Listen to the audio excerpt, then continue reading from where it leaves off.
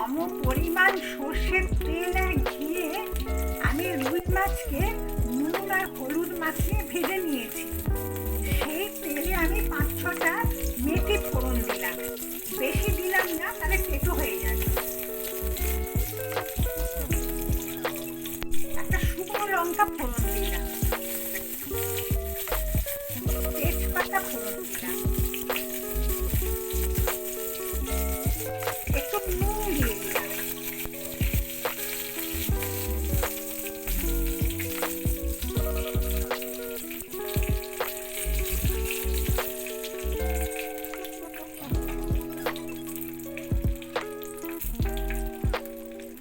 কাজু বাটা দিলাম,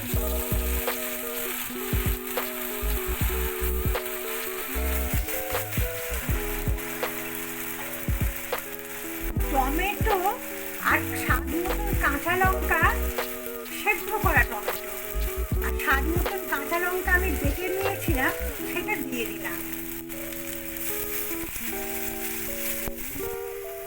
জল ঝরানো টক দই একটু আটা দিয়ে ফেটিয়ে সেটা দিয়ে দিলাম।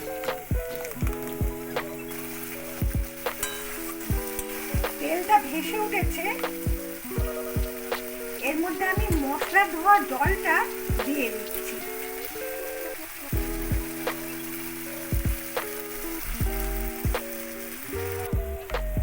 এতে একটু নুন দিয়ে দিলাম,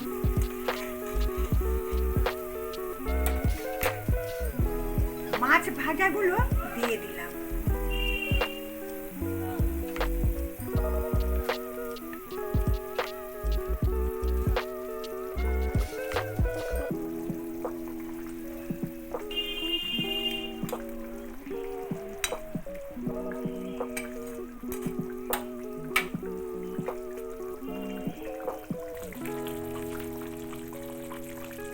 রেসিপিটা কমপ্লিট হয়ে গেছে।